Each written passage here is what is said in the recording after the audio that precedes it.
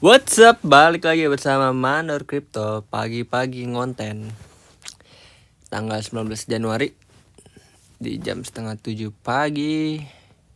Yang sangat cerah di bulan Januari ini 2022. Gue pengen ngebahas Platypus Finance. Platypus Finance itu salah satu token dari IDO-nya Avalanche. Nah, kita bisa cek apa ini.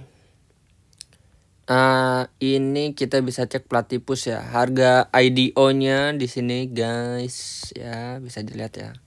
Dari 0,1 dolar. Tertingginya itu kemarin tanggal 16 Januari. Iya 16 Januari kita bisa cek dulu datanya di sini. Terus kita cek di Max aja. Nah, di sini nih. Ya, 16 Januari ya. Sekitar 16 dolar lah. Dan dia itu awalnya IDO-nya itu tanggal 14. Akhir sell end-nya 14 ya, sekitar sebulan kurang 2 hari ya. Sebulan ya, anggaplah sebulan lah. Kenaikannya tuh ke ATH dari harga IDO 0,1, tertingginya itu 16,6 gitu. Nah, ATH IDO ROI-nya atau perbandingan dari harga IDO sampai ke ATH-nya dia itu bisa dihitung sebanyak 166 kali gitu loh. Mantep cuy. Cuan banget. Kebetulan gue sempet ikut di Platypus ini. Ya, tapi gue udah jual di harga sekitar berapa? 5 dolar waktu itu. Gue kira DeFi lagi udah nggak zaman gitu kan. Ternyata masih digandrungi sekali Platypus ini DeFi. Nah, kita cek aja ya. Untuk infonya kontrak di sini teman-teman bisa lihat kontraknya itu ada di Avalanche C-Chain. Bisa teman-teman lihat di sini ada community-nya di Twitter dan Telegram. Terus market cap-nya masih belum diupdate. Terus 24 jam terakhir trading volumenya itu di 16 juta dolar. Total supply 300 juta. Memang token-token yang IDO-nya di Avalanche itu nggak ada yang sampai 1M setahu gue. Supply-nya, total supply-nya. Nah, teman-teman bisa lihat di sini ya. Dari harga berapa ini?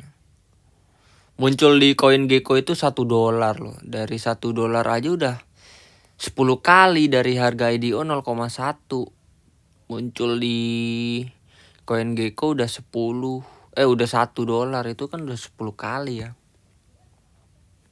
10 kali.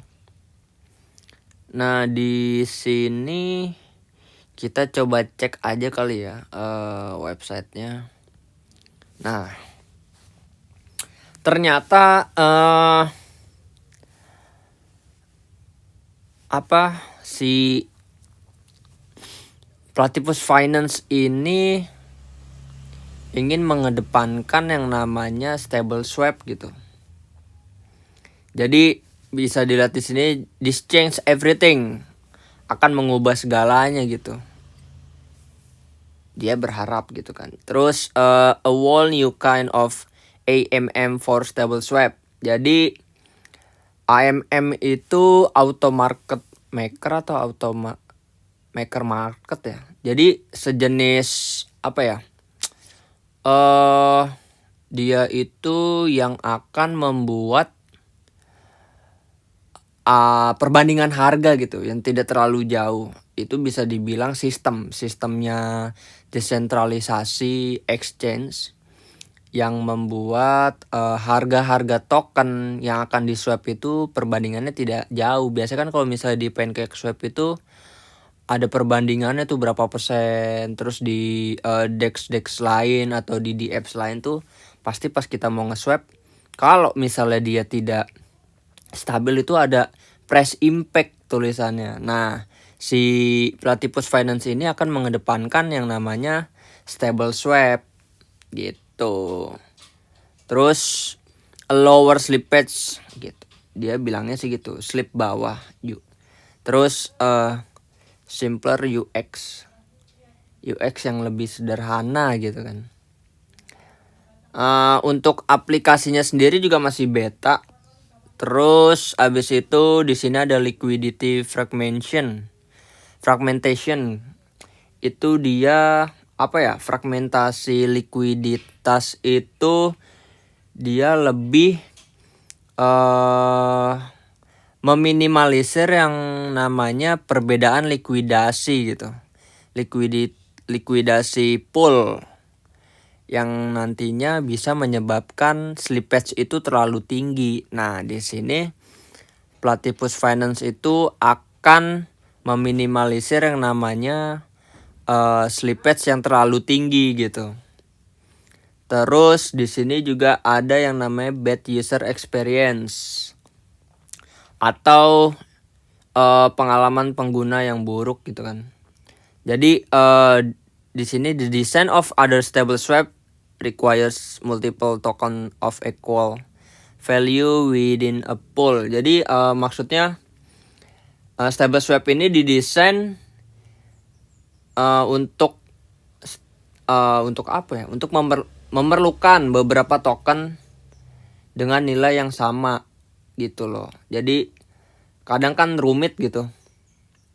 Kita mengkomposisikan suatu token yang terlalu banyak, terus memasangkan nge-pair gitu loh antara token yang akan di liquidity pool dengan token yang baru. Jadi di sini itu pengen membuat lebih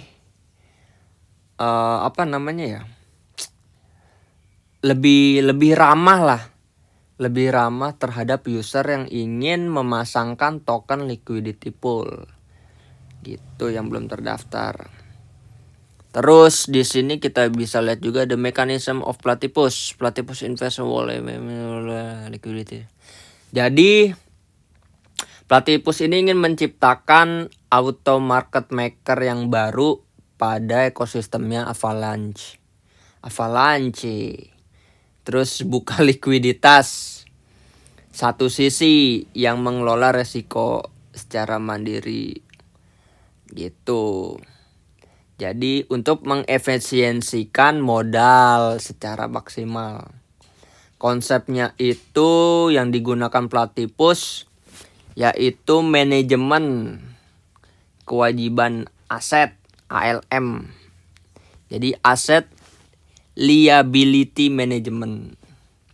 Jadi Platypus itu termasuk yang pertama dari jenisnya yang gunain fungsi slip varian yang single gitu ya, tunggal. Kayak gitulah pokoknya.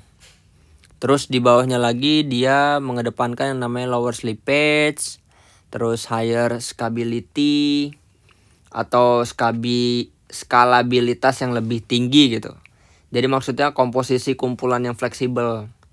Jadi setiap aset itu mempunyai skala yang secara alami berdasarkan pasokan organiknya. Jadi real. Terus di sini ada better user experience. Jadi memberikan experience atau pengalaman yang lebih bagus, yang lebih baik untuk para usernya nanti gitu.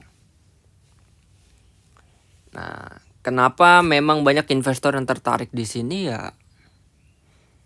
Kalau menurut gue ini salah satu proyekan yang bagus gitu.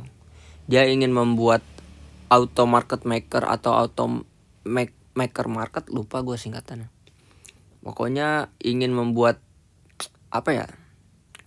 tidak ada perbandingan antara harga asli dengan pada saat dia tuh bener-bener lagi padat gitu. Biasanya kan nggak bisa di swap gitu. Nah, si Platypus ini ingin menyediakan itu. Nah, di sini ada perbandingannya. First Gen Stable Swap dengan Whole New World. Di sini untuk pool desainnya close pool multiple tokens untuk yang pertama. Nah, di sini Platypus itu ingin membuat open liquidity pool dan dia single side token. Jadi satu sisi aja. Nah, terus di sini ada slippage. Walaupun di stable swap sebelumnya itu dia low, nah dia si Platypus Finance ini menyatakan lebih low lagi, very low gitu. Terus di sini juga ada yang namanya apa ini? Capital efficiency. Jadi efisiensi modalnya gitu. Lebih tinggi di sini efisiensinya. Terus asset scalability-nya itu lebih tinggi juga. Ya pokoknya dia ingin lebih baik lah dari yang sebelumnya. Terus di sini Platypus facilitate seamless exchange between begitu. Jadi si robot IMM itu bisa disebut juga robot ya. Soalnya dia kan yang membuat si auto market makernya ini berjalan dengan sempurna gitu, dengan lebih baik. Jadi kata si Mr. Duckbill pendirinya Platypus itu, auto market maker Platypus memberikan fasilitas pertukaran tanpa batas antara aset yang dipatokkan. Jadi penyediaan single side likuiditas satu sisinya itu akan mengubah cara kerjanya si robot ini, IMM, auto market maker. Iya. Nah, di sini juga udah terlihat investor dan beberapa partner gitu. Auditnya by Hacken sama apa ini?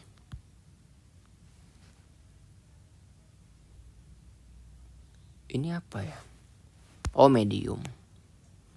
Nah, jadi di 2021 memang sudah merencanakan, terus dia ke private sale. Yang private sale ini itu di IDO-nya. Kurang lebih itu penjelasan tentang review gue tentang Platypus Finance. Yang awalnya tuh gue yang rata-rata kan Avalanche IDO-nya itu sebelumnya game rata-rata. Nah, tahu-tahu tuh ada DeFi gitu. Gue sama teman-teman kayak ngerasa anjir, DeFi beli nggak ya? Kayaknya nggak menarik. Ternyata yang nggak menarik malah orang-orang gila gitu. Sampai 166 kali loh. Ya, kalau dibilang nyesel cuma ya udahlah. Rezekinya di sana gitu. Ya udah itu dulu penjelasan untuk Platypus Finance-nya. Ilmu aja sih, sekedar review. Ternyata ada pembaruan-pembaruan yang lebih modern, yang lebih ekonomis, yang lebih efisien, yang lebih better dari yang sebelumnya. Pasti ada lah. Ya ini salah satunya Platypus Finance, membuat gebrakan baru. Oke, sekian dulu video kali ini. Thank you, bye-bye.